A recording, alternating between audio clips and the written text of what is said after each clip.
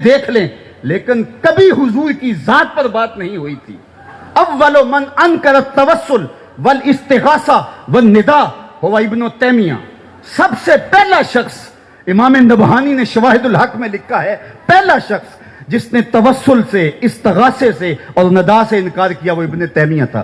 اس سے قبل امت میں اسلام کا فتنہ موجود نہیں تھا، اس لیے کہ لوگ حضور کی چوکھٹ پہ حاضر ہوا کرتے تھے اور حضور کو نجات دہندہ سمجھتے تھے۔ جب ضرورت باقی نہ رہے گی تو چوکھٹ پہ کیوں کوئی حاضر ہوگا؟ تو استغاثہ اور توسل کا انکار کر دیا، اور یہ پہلا فتنہ نمودار ہوا، اور پھر اس کے بعد ذات رسالت مآب صلی اللہ علیہ وسلم پر بھی بات شروع ہو گئی، اور نتیجہ یہاں تک پہنچا آج ہم جس عہد نافرجام میں جی رہے ہیں، کیا یہ دن بھی ہمیں دیکھنے نصیب ہونے تھے؟ یہ دن بھی ہماری قسمت میں تھے کہ ہمارے پیغمبر کے خاکے تراشے جائیں؟ یہ گھڑیاں بھی ہمارے مقدر میں لکھی ہوئی تھیں، یہ لمحے بھی آنے تھے۔ ماضی میں ایسا کبھی نہیں ہوا تھا، اس لیے کہ امت حضور کے ساتھ جڑے تو امت بنتی ہے۔ اگر آپ مجھے پوچھیں کہ دین کا خلاصہ کیا ہے اور دو لفظوں میں خلاصہ بیان کرو، تو میں اقبال کا لہجہ ادھار لوں گا۔ اقبال نے کہا تھا، دین سراپا سوختن اندر طلب، دین سراپا سوختن اندر طلب، انتہائش عشق آغازش ادب۔ طلب محبوب میں تڑپنے کا نام دین ہے، جو ادب سے شروع ہوتا ہے عشق پہ ختم ہو جاتا ہے، اور جو دین ادب سے شروع ہو کے عشق پہ ختم نہیں ہوتا وہ دین ہی نہیں ہے۔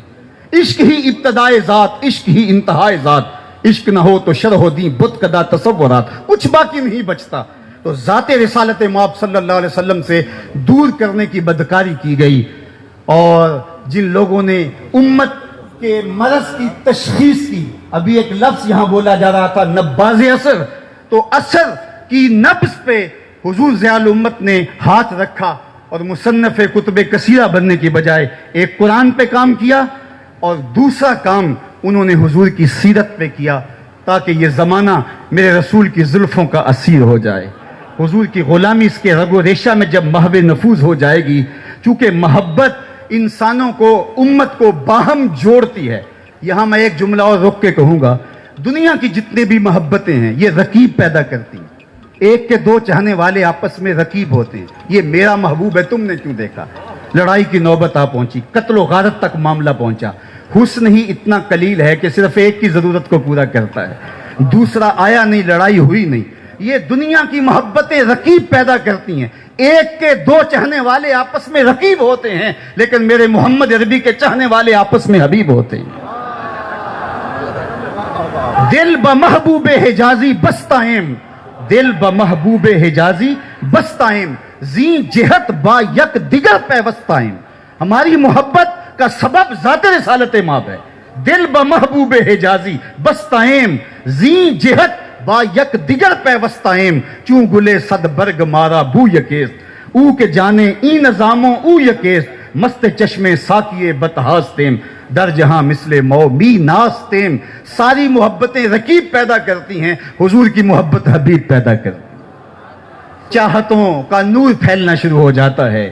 بلال حبشے سے ہے، صہیب روم سے ہیں، سلمان فارس سے ہیں، ابو بکر رضی اللہ تعالیٰ عنہ، حضرت عمر رضی اللہ تعالیٰ عنہم یہ مکہ المکرمہ سے ہیں، اور حضرت سعد مدینہ المنورہ سے ہیں، لیکن ایک قومیت کا تشخص ابھرتا ہے۔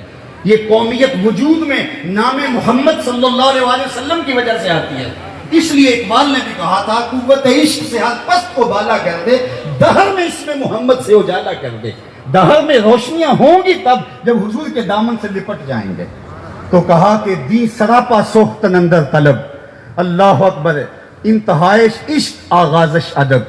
تو جب یہ بدکاری کی گئی کہ حضور کی ذات سے لوگوں کو الگ کر دیا جائے، اور پھر اس کا نتیجہ فرقہ بندی ہوگی، اور حضور کی ذات پر، حضور علیہ السلام کے حوالے سے جب اوہام پیدا کیے جائیں گے، حضور کے حوالے سے جب عقیدوں میں تزلزل پیدا کیا جائے گا، پھر نتیجہ یہی ہوگا کہ وہ وارفتگی، وہ محبت، وہ شوق فراواں موجود نہیں رہے گا، اور جس کے نتیجے کے اندر امت کمزور ہو جائے گی، اور ان کو بے یقینی کا مرض لاحق ہو جائے گا، جس کو اقبال نے کہا تھا، سن ہے تہذیب حاضر کے غلام، غلامی سے بدتر ہے بے یقینی۔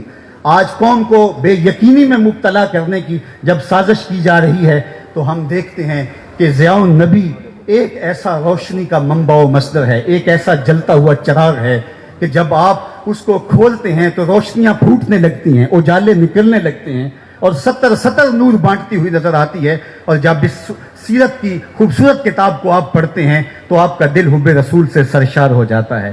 تیسری بات جو میں نے کہی اور میری گفتگو اختتام کی طرف چلی جائے گی، حضرت عبداللہ بن عون کہتے ہیں کہ میں چاہتا ہوں کہ میرے چاہنے والے اور میں اس دنیا پہ رہ کے یہ 3 کام کر جائیں تو ہمارے لیے کافی ہے. ایک تو لوگوں کو قرآن کی طرف لے کر آئیں، دوسری بات لوگوں کو حضور کی سنت اور حضور کی سیرت کی طرف لے کے آئیں، اور تیسرا کام میرا کرنے کا یہ ہے جو میں ارادہ رکھتا ہوں اور اپنے متبعین اور اپنے محبین اور اپنے ساتھیوں سے بھی اس کی توقع رکھتا ہوں، وہ یہ ہے کہ میری زبان سے کسی کے لیے کلمہ خیر کے علاوہ کچھ نہ نکلے. آج ہماری تقریریں، آج ہماری تحریریں، آج ہماری تدریس تشتت و افتراق کے بیج بونے لگے اور امت پہلے ہی ٹکڑے ٹکڑے اور فرقہ فرقہ ہو، اور پھر ہم نئی فرقہ بندی کی بنیاد فراہم کر رہے ہوں اور اس طرح سے ہم ایک دوسرے پر تان و تشنیع کے تیر برسا رہے ہوں، تو اس ماحول کے اندر ہم دیکھتے ہیں ضیاء النبی ہو یا ضیاء القرآن ہو یا سنت خیر الانام ہو، یہاں کس درد مندی کے ساتھ لوگوں کو حضور کی دہلیز پہ لانے کی کوشش کی جا رہی ہے. یہ لفظ چبھتے ہوئے نشتروں کی طرح اور تیروں کی طرح نہیں ہے، بلکہ یہ وہ شخص جو احساس زیاں بھی کھو بیٹھا ہے اور اس کا کارواں بھی لٹ چکا ہے، اس کو بتایا جا رہا ہے کہ تم نے کس طرح اپنے لٹے ہوئے قافلے کو دوبارہ آسودہ منزل کرنا ہے اور کس طرح تم نے جو ہے وہ امت واحدہ بننا ہے. تو گویا یہ تیسرا کام اگر ہم دیکھیں تو ہمیں جو ہے وہ حضور ضیاء الامت کی صورت کے اندر، ان کے کام کی شکل کے اندر نظر آتا ہے. تو یہ 3 لوگ یار بیگانے تو بیگانے رہے، اپنے تو اپنے رہے، انہوں نے بیگانوں کے لیے بھی جو ہے وہ الفاظ کا چناؤ اتنا خوبصورت کیا ہے اور لہجے میں اتنا درد اور اتنی محبت اور اتنی مٹھاس رکھی ہے کہ وہ بھی میرے حضور کی زلفوں کے اسیر ہو جائیں. ان کے لیے بھی چبن اور ان کے لیے بھی تانوں کے انداز سے بلایا نہیں گیا ہے، بلکہ اسلام کا جو طریق حکمت ہے وَجَادِلْهُمْ بِالَّتِي هِيَ أَحْسَنُ، اس کی عملی تصویر پیش کی ہے. کس کو پتھر مارے ناصر کون پر آیا ہے، دل کے شیش محل میں ایک ایک چہرہ اپنا لگتا ہے. اور آج ہم دیکھتے ہیں کہ پوری دنیا کا کوئی بھی مکتبہ ہو جہاں اردو سمجھی یا بولی جاتی ہے، چاہے کوئی جیسے بھی جو ہے وہ مزاج رکھتا ہو، وہاں ضیاء القرآن اور ضیاء النبی ضرور موجود ہوگی. یہ سچائی مانی نہیں جاتی، سچائی اپنا آپ منوا لیتی ہے. اور آج کی اس تقریب رحمت کی وساطت سے میں اللہ کی بارگاہ میں آپ سارے لوگوں کی آمین کے ساتھ دعا کرتا ہوں کہ اللہ تعالیٰ جل شانہ حضور ضیاء الامت کے درجے مزید بلند فرمائے اور ان کے مشن کو، ان کی فکر کو مزید فروغ عطا فرمائے. دنیا آخرت کی برکتیں اللہ ہم سب کی زندگیوں میں اتار دے. کی محمد سے وفا تو نے تو ہم تیرے ہیں، یہ جہاں چیز ہے کیا لوح و قلم تیرے ہیں. وآخر دعوانا ان الحمدللہ.